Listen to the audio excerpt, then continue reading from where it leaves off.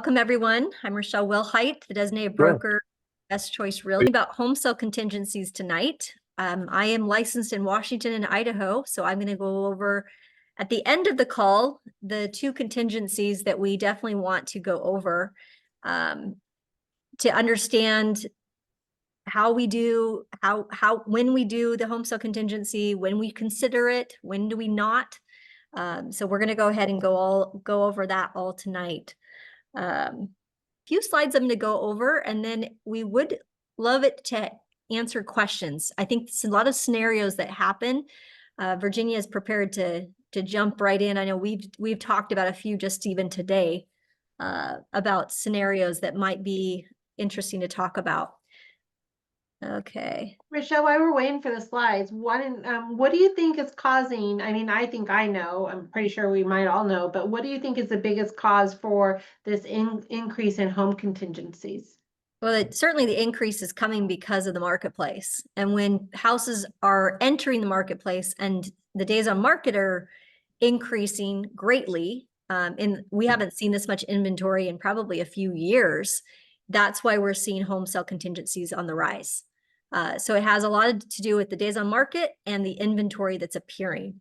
We're having properties that are even in the upper price brackets that are entering the marketplace and they're sitting. And so in order for those to actually move through the market, they are going to need to consider maybe accepting an offer contingent on the sale of another home. That's what we're going to talk about tonight. Okay, we got our slides up. Awesome. Let's go to the next slide.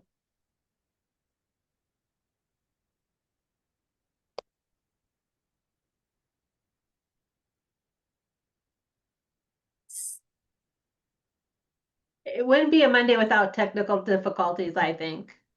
Of course. I could talk to it too.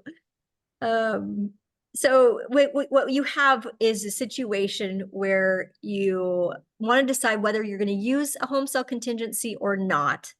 And sometimes it's when properties are a certain price point and they need to consider, okay, I'm out of the median price point. There we go. What is a home sale contingency? So you're going to need a certain form. So there are, in Washington, it's a different form number. It's an addenda that gets added to the home sale contingency. But basically, it's a buyer's house. They have to sell their home in order to buy the next home. And is it on the market? If it is, and they've already received an offer, that's a 22Q addendum in Washington. If it's not, if they're going to put the house on the market, it's a 22B, 22 boy. Every state is different in how they handle contingencies. Idaho has a simple, just one page. They make Washington look very complicated. But every state's different, and you would need an additional addendum along with your purchase and sale agreement if you are going to make the offer contingent on the sale of another home. So there's a lot of questions that need to be asked, such as, when do you want to move? When do you want to possess the property that you're going to be buying? And you definitely have to keep in mind all of the listing dates, how long it's going to take for your client to get the house on the market. You'll need to consider all of those dates. So it's really, really best that you have a calendar in place so that you can kind of pencil some different dates on the calendar. The negotiations and the showings, what's nice for a seller, if they consider a home sale contingency, is that that they can still show their home. They essentially take their home into a pending contingent status, and they can continue to market it and to continue to find another buyer until that contingency or that home sale contingency gets lifted or removed. But you've got to be very careful when you're using the home sale contingency addendum that you don't sell the property twice, meaning you've got to put it in the proper status. In Washington, you cannot, if you don't put it in the right status and you don't use the forms correctly, you can get yourself into a lot of legal trouble. And that's why if you've never done a home sale contingency before, you're definitely going to want to use your mentor or contact me or contact a managing broker to get advice on how to structure your contingencies and maybe your dates, because the dates all become very, very important. And then the forms coincide with the dates that you're trying to meet as far as that goes. So it's like playing dominoes where one has to close, then the next has to close, and the next one. And I've done dominoes. My husband, as we were driving over to Idaho a couple weekends ago, he's like, how many dominoes have you played with where the house has to close, then the next house has to close? And if you start to get into the higher price categories, if you're in the 2 million or $3 million, you could play upwards of 4 different houses that have to sell in order to purchase the next one. So that's not uncommon. And especially in a marketplace like we talked about at the onset of the call, it's very common to have and accept a home sale contingency to move your properties. Just be careful you don't selling the home twice. That's the mistake that we don't want to make at Best Choice. Let's go to the next slide if we could. There we go. Yep. So I want to talk about if you are working with a seller, some of the things that you want to consider. So I was working with a seller, and I'm going to use my good old mom. She's the one that's top of my ticket, top of my brain right now. And she was a seller. In fact, her home is on the market right now. She's got an investment property and her personal residence that's on the market right now. So what better person to talk about than your mom who's on the market right now? And so she was a seller. We'd priced it right. She definitely is looking for somebody that doesn't want to do owner finance. She wants to cash out of her property. She had it appraised. So we're actually already past the price, the finance, the appraisal on the home that she has listed. We've kind of pre-set everything so that she could get her a buyer for her home. But the home, we went on the market about the 4th of July, kind of that first weekend was her first weekend on the market, just not even quite 30 days ago. And she didn't get an offer. So the first weekend went by, we had open houses. And so we're realizing as we're going through this process that she's working with $1 million. That's what she had. She had it priced at 1,150,000. And so all of the people that were coming through the open house and everybody that we were talking to that had interest, they had a home to sell in order for them to qualify to purchase a $1.15 million home. So you need to consider if you are a seller and you're working with I would say in certain parts of Western Washington, over $1 million, you may have to have a consultation with your seller to say, you know what, we need to consider adjusting our listing to maybe allow for home sale contingencies. Maybe that's our buyer is somebody that needs to sell their home first before they buy another one. So is the buyer's house already on the market? If not, why hasn't it sold? So if we started to get people coming through the open house and they said, oh, I haven't put my house on the market yet. We're like, well, what have you done to prepare your home? So we're almost talking as a listing agent, trying to decide whether we want to consider a home sale contingency. You want to ask more questions with that buyer's agent to find out if their home is on the market. And if not, why it hasn't sold. Is there things they need to do to their home in order to get essentially play dominoes? We have to have that domino turn over before ours would turn over. You also want to look at the market in the area where your seller is considering accepting a home sale contingency. What's the days on market? Is it staying on the market? In my mom's case, she's highly motivated to move into her new house in Idaho. So we would have to, we're basically trying to fast track it. So we need to price accordingly. If they're not in a rush, if they're going to wait for that buyer you could probably price at the top of the marketplace, which is what we ended up doing. We priced at the appraised price with her current residence. So now that we've dropped the price to $999 and we're starting to get more activity, but they're needing their homes to sell, then we need to think about how long we need to be on the market to attract that buyer and almost need to help them in providing, which buyer do we want to go with? We want to find the best buyer that has the highest likelihood of their home selling. If they have received any offers, are they in hand? Are they coming in? Those are questions that you want to stay very, very focused with. If you are under contract with a home sale contingency, ask them, how many offers have you received? How much interest have you received at the open house? Those are some good questions to follow up. In fact, I got one with my mom's house that she's buying from the listing agent. She's doing a good job at being a good listing agent. And every week, I'm just like she contacts my lender. I'm sure she's doing that as well. She's also contacting me and asking me for how was the open house? What kind of offers have you received, if any? Do you think you need to do a price reduction? It is okay to have that kind of dialogue with the other person, because at the end of the day, we're all playing dominoes together and we all need to get the home sold in order for my mom to buy the home that she wants to in Idaho. So let's go to the next slide. Virginia, do we have anything else we need to consider on when we're representing a seller? You had talked to me about financing, that's a very, very sticky point right now. Right now, I truly think, well, with all deals, we should really be vetting the lender.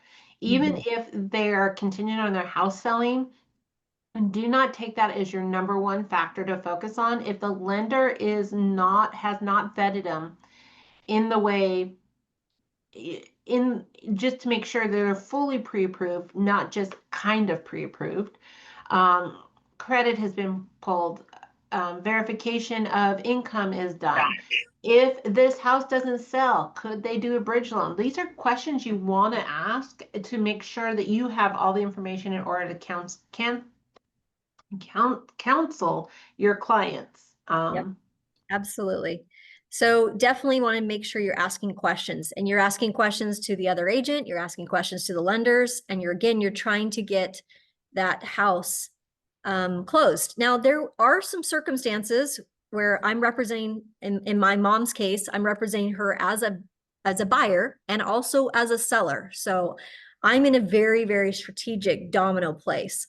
So if I'm going to drop the price again on her investment property, and I need to drop it below the market price, and I still don't get an offer before I meet my contingency, it is okay for me. This is an advanced or an intermediate or advanced concept for me to go back to the home that we're under contract for, contingent on the sale of our home, and say, we've got down as low as we can go.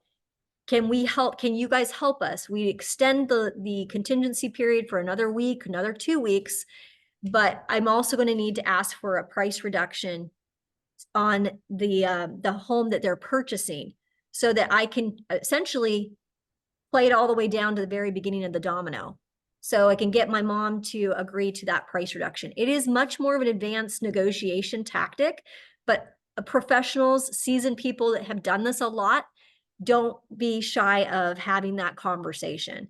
I'm prepared to have that conversation next week if I get up to like the day before my contingency is up and we still want to continue with the contingent purchase, then I may need to have a little bit of everybody's putting skin in the game in order to get that property, the beginning domino, to fall before the next one can fall. So the skinny is basically reviewing a contingent offer. If you're going to want to consider a contingent offer, you're going to want to make sure, and your client should make sure, that they're hiring a real estate agent that's a proven professional and somebody seasoned. And so if you're not in that underlined thing, or you're feeling like a bit overwhelmed with the process, this would be a great opportunity for you to say, gosh, I took the listing thinking that I was going to be able to manage this, but now I may need to reach out to Best Choice and see if there's another top producing or managing broker who can co-list, maybe manage this process and help me make some good choices and work the angles of the contingency. There are plenty of us who have been through a marketplace that is declining. There are many of us who have worked with short sales. There are many of us who have handled contingent sales. So if you're in a position where you're like, I have never encountered this, I don't know if I can handle this, or I can be seen as a professional or somebody seasoned in managing the dominoes, you might want to reach out to another agent on our team and determine, hey, for 10%, for 20%, for 50-50, here's what we can do and helping you get that deal closed. It's a matter of you going to the next level. Some of you have wanted to increase. You've been licensed maybe 7-8 years, and you've now started to take listings on, and you're working with buyers, and you're getting really good at that, but you've never experienced the contingent process. It might be best use of your time and your money to get a partner to help you with that. And we certainly have people who are willing, if you need a name, I know Virginia has people, I have people, Candace has people, and then many other managing brokers within Best Choice would be willing to partner with you on this process. It is not for the faint-hearted. I'm, Mhm. I'm doing it with my mom right now, and I'm like almost wishing I had a partner. So one thing, Rochelle, is that also ask questions of the listing that your seller is trying to buy.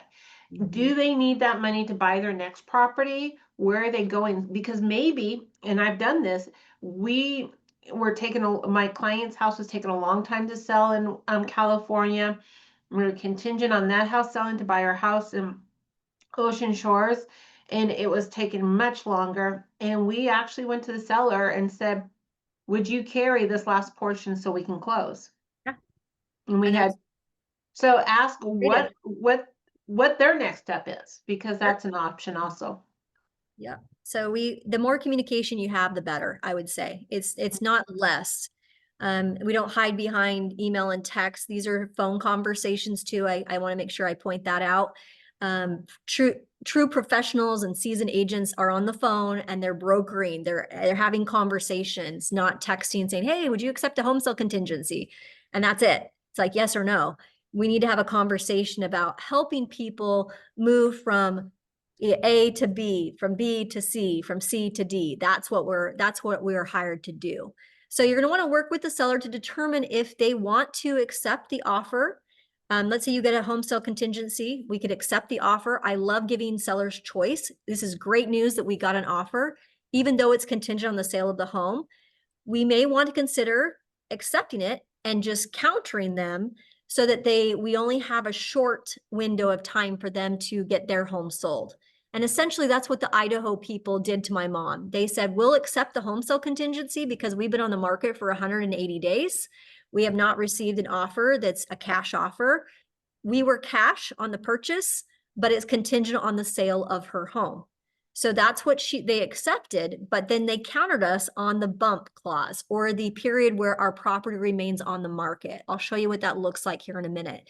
So you're going to want to determine with the seller, and if you're representing the seller and the buyer, obviously ask for as much time as you possibly can get if you're a buyer's agent. But on the seller side, if your seller's resistant to accept a home sale contingency, tell them why not right now.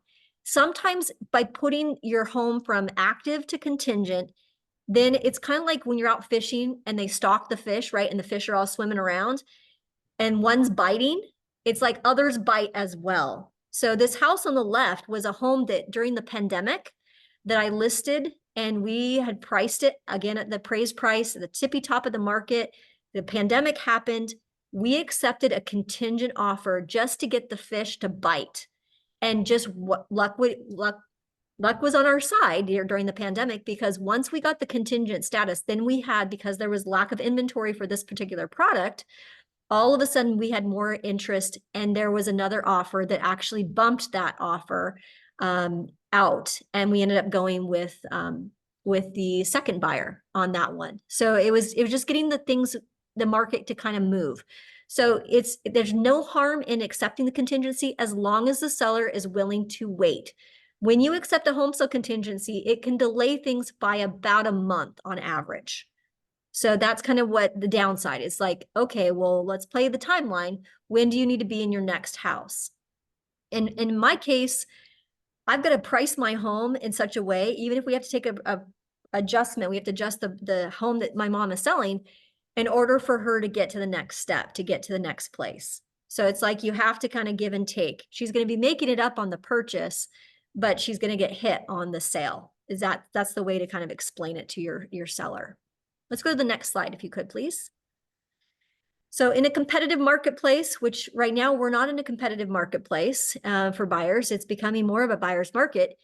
It is hard to win. So if you are finding yourself in a place where a price point, I would say in certain marketplaces, anything under 500,000, that marketplace is moving. And I know if you're pricing things right in Tacoma, for example, and you're in the fours, you're going to have a buyer. So you may not want to accept a home sale contingency. These would be for let's say it was in Tacoma, it was on a busy road, and there's some other parameters that would cause you to accept a contingent offer in a price point. You've got to watch your price points, your days on market. You have to be very, very in tune with some of those things in order to advise your sellers on whether they should accept a home sale contingency or not. If the home you are writing on has been on the market for a while or is at a higher price point, the chances of the seller accepting your offer, you're going to have to like not put so many contingencies. So you may want to negotiate, hey, I just want you to wait, take your home off the market and help us sell their home. But we're going to be giving you maybe your price, or we're not going to beat them up on price and the contingencies. We're going to want to just be very, very selective on how we structure our offer so that the seller will accept it if we're in a competitive area or it's not been on the market for very long. It's a tough order to ask somebody that just put their home on the market last weekend to accept your home sale contingency.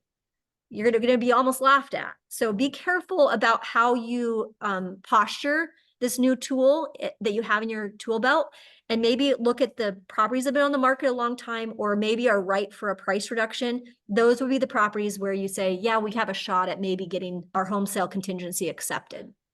In my mom's case, we went out and looked at many, many properties before she selected the one that she selected on, and we ended up offering on one that had been on the market for 180 days. So that was an opportunity where now I just have to negotiate with that other agent to give us more time on the contingency, on her home sale contingency. Okay, let's go to the next slide. That's the end. So let's pull up. If there's some questions or scenarios that you want to ask me, this would be the time to do that.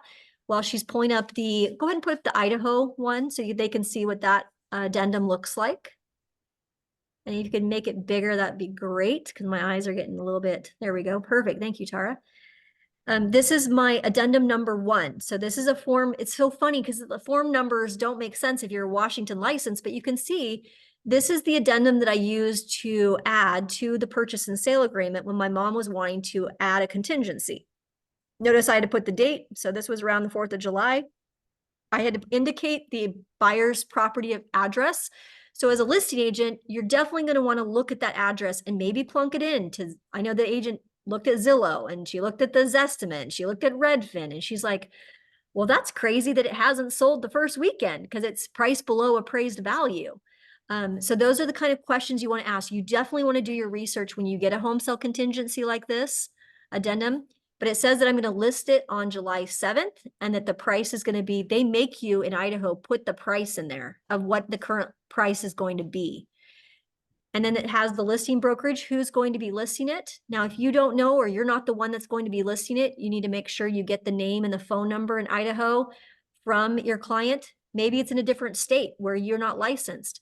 You can still write an offer in Idaho knowing that the home that they have to sell in California or Texas is going to go on the market. You just need to make sure that you fill everything in correctly on number 1, number 2, and number 3. It's very simple in Idaho. The number 4, it says the buyer's property is not currently under contract. And this is the part where we verbally negotiated, give me 2 weeks, which is what we have right here, 14 days. So my contingency is going to need to be extended, or I'm going to need to figure out a different path in order to get this house under contract and sold. Okay.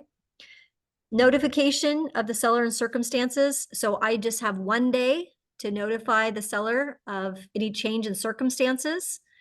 And if I cannot sell it, then there is a termination clause. There's a way for me to keep the earnest money and I can get my earnest money returned to me. And number 8 would be, it's a big blank spot. So my Idaho folks that are listening in on this recording, that would be if we're wanting to ask for some different contingencies or extensions built in. So maybe I don't want to do my financing until after I get my home under contract, or maybe I don't want to deposit my earnest money until I get a buyer for my home. That's where you would write that section in section number 8. So it needs to be in writing, any kind of changes that we do to the purchase and sale. But it works very much like the Washington one, as far as you just have to watch. There's different timelines of, especially when there's changes that are made in the home sale contingency. So that's what the Idaho looks like. Let's go to the Washington one. The Washington addendum. So the Washington addendum, if you have to put your home on the market, would be a 22B. That would be the addendum that you would need to include on the addenda line. So along with everything else, the finance contingency, the inspection contingency, and all the other numbers that we have to remember in Washington, on the Washington side, you need the Form 22B if it's contingent on the sale of the buyer's home, just like my mom's. So you would also fill in the address on term 1. This is the part which is confusing to many of you in Washington. It says 45 days if not filled in. So if they're already building in the expectation, it's going to take an extra month and a half for us to get an offer on our home, to get mutual acceptance on the home that my mom is selling. So it's not that the contingency is done like Idaho after 2 weeks. This is 45 days. That means that I have to get an offer on my house, and I have to put my home on the market within 5 days on line number 10 and 11. That's where that goes. So it's confusing. Some people confuse the two, number 1 and then the 1A. They don't understand that we're looking to get mutual acceptance, and then it still has to close once we get mutual acceptance. So if you're representing the seller, the tighter you can get on term 1, the better it will be for your seller. And if you're representing the buyer, the longer, if you can get 45 days, that would be amazing. But most of the time I'm seeing them come through in our office at about 30 days. That's kind of the sweet spot. So if you want to kind of not go back and forth with negotiation, we're looking to kind of go in that range. Give me a month to get under contract, to get a buyer for the house. We still will have to close escrow on that sale. So you're still looking at about 60 days from the time you find a home that they want to buy. What I can say is the benefit of getting the home sale contingency is it puts the wheels in motion. It gets your buyer in a place where they become very, very motivated, especially when they find a house they want to buy. They will want to jump through hoops that they probably wouldn't consider. They might hire cleaners and stagers and photographers to really market the home so they can get it under contract. They become very, very motivated once they find the home that what they want to move to. So 5 days is plenty. I would say always go 5 days. That gives you time to get photography, staging. They have to have their house, the garbage and stuff has to be done. That stuff, if they can't put their home on the market within 5 days and you're taking them out looking at houses, then you're putting the horse before the cart in essence. So make sure that when you start taking them out to look at contingent and going to write a contingency, that their house is ready to go in about 5 days notice.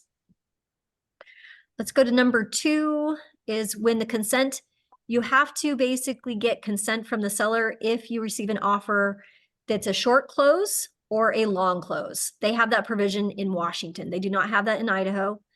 And it does require you to make application if it's defined in number 3. You do have to contact your lender and you have to make application. And then the term 4 is the provision that says it's what they call the bump clause. So many of you have heard that term used by either in the office or maybe out on other YouTube channels. But what the bump clause is in Washington is where the seller gets to keep the property in the contingent status and allows other buyers, open houses to continue. But if they get an offer, like a second buyer offer, that they're required to give you notice. And this is called the bump period or the bump notice that needs to be delivered. It's 5 days. If you're representing the seller, 5 days is a very, very long time. That gives the buyer a lot of time to make, maybe secondary financing options, maybe go borrow money from mom and dad to try to make up the difference if they're trying to get financing and just finance it without selling their home. But 5 days is quite a long time. So think about number 4 as a negotiating item, where if you represent the seller, you may want to go ahead and counter that to only have it be a bump period of like a couple days, 1 or 2 days. But again, it's all negotiable. My recommendation would be to cut that down if you represent the seller. If you represent the buyer, that gives you more options if you get into a situation like I'm going to be in with my mom, where it's like I might need to look at secondary options for financing so she doesn't lose her house, but I can remove the contingency. Okay, let's go to the next page, the contingency is satisfied. So it says on number 5, buyer shall give notice to seller within 2 days of entering into an agreement. If I fail to give notice to the seller that I've got mutual acceptance on the buyer, then I have waived everything. This is very important because if you do not give proper notice, then you've waived everything. And that is not good. You have to give notice to them. It needs to include a copy of the entire purchase and sale agreement with the 90K. There's a notice form that needs to be delivered to the seller of the home. And I don't care if you're actually going on the east side of Washington, you've offered on a Spokane property and you have to sell your home here in Puyallup. You have to, it doesn't matter where it is, the way that the forms work in Washington, you have to give the sellers notice 2 days within entering an agreement, and it needs to be on a 90K along with a copy of the full agreement, not just the first page. I've seen some of you put the first page, that has the highlights, has to be an entire document because it's important that the seller reviews it because their closing date is impacted. They have to make their moving plans so that in order for the dominoes to fall appropriately, they have to make their moving plans in such a way where they have a place to go. But it's all contingent on what you agree to in the offer of when you sell your home. So number 6 would be if you fail to close in the buyer's property and what survives. Again, I don't have time to go over all of the number 6, but number 7 and number 8, the closing date, that's where it says it supersedes the closing date set forth in the agreement. So when you're writing a contingent offer, contingent on the sale of somebody's home, on page 1 of the purchase and sale agreement, you actually do not fill in the date. That is a mistake that many of you make. You just need to indicate, if you want to type in C Form 22B, this addendum supersedes anything that's on the purchase and sale. It says right there on number 7, the closing date set forth in this addendum will supersede the closing date set forth in the agreement. And if that's not crossed out or amended, then that's what takes place is once the offer is submitted and you get mutual acceptance and you submit the notice, the 90K, then you have to close the deal from 3 days of closing the other deal. And so that's the way that the closing date works. It overrides everything that you would typically do. And then number 8, same thing on number 8, all of the contingencies in Washington commence upon mutual acceptance. That means earnest money, that means inspection, it means all of that. If you're wanting the contingencies to commence upon a different time, that's where you would need to write that in number 8. There have been certain circumstances where I've written in language such as the Form 35 to commence upon removal of the home sale contingency. That would be language you would need me to help you write. So if you get in a situation like that, please come to me. I don't want you just writing your own language in number 8, but that's where that would go, is on that addendum. Okay, I talked a lot. It's a lot to cover in a half hour. Virginia, any other things and Candace, anything I need to cover? I think communication is just the key to keep in mind. And if you're not sure, you have Michelle, Candace, myself, who are all here to support you guys. That's awesome. Candace, anything else that we need to cover? Any scenarios out there that we can talk about? I think it's the last portion that you mentioned, putting in the date. Just don't mess yourself up by actually putting a date on the purchase and sell if you are doing a contingent offer, because the default is there. Yeah, important. And then watch your timelines. Get yourself a calendar and kind of map it out. So if you're not using a transaction coordinator, you got to make sure you map out all the dates. So you know when you're delivering the notices. There's a lot of notices that have to be delivered. When you're the listing agent, especially, and you're accepting a home sale contingency. And I think just don't forget to set the expectation. That's with your buyers who are actually becoming sellers, as well as those that are supporting those. Set the expectation of, this is not to say it can't go smooth, but there might be a few bumps, could be some potential hiccups. And so set those expectations. It's just really helpful and important to set the tone. Okay. Any other questions you guys have? Go ahead and unmute your line or put that in the chat.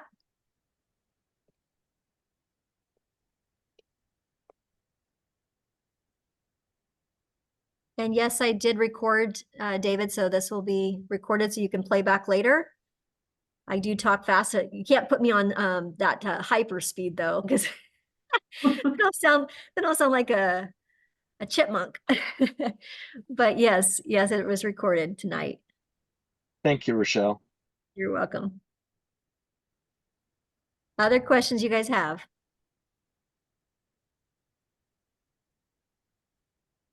Okay.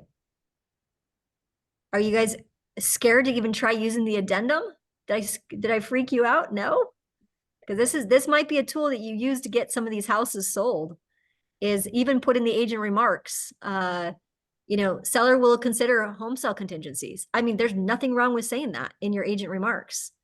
Because that might motivate people as they see, oh, there's this beautiful home, but I have to sell my house first. But they know, or the agent knows that you'll accept a home sale contingency, then you might be able to get higher price than you would have normally not got because of the marketplace we're in.